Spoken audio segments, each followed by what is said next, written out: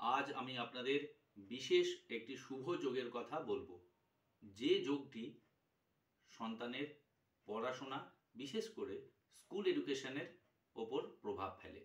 সেই যোগটি কি? জ্যোতিষশাস্ত্র মতে এই যোগটিকে বলা হয় বুধাদিত্য যোগ, অর্থাৎ বুধ এবং আদিত্য মানে সূর্য।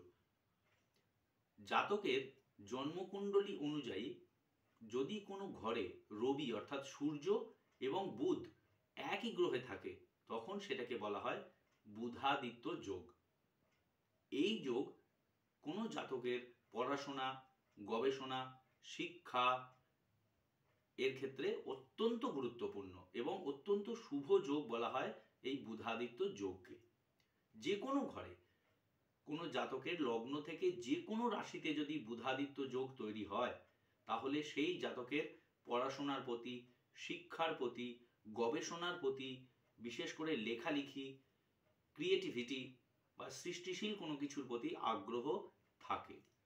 তবে বিশেষ করে যদি মেষ, মিথুন এবং কন্যা এই তিন রাশির ওপরে বুধাদিত্য যোগ কোনো জাতকের তৈরি হয়, তাহলে সেই বুধাদিত্য যোগ খুবই ফলপ্রদ হয়, সর্বাপেক্ষা ফলপ্রদ বলতে পারেন। তবে অনেক সময় দেখা যায় বুধাদিত্য যোগের ওপরে কোনো পাপক গ্রহের দৃষ্টি রয়েছে বা পাপক গ্রহের সঙ্গে রয়েছে, রাহুর দৃষ্টি হতে পারে, কেতুর দৃষ্টি হতে পারে। ফলে তখন কি হয়, তখন সেই বুধাদিত্য যোগের ক্ষমতা অনেকটা কমে আসে, অর্থাৎ পর্যাপ্ত ফল হচ্ছে না।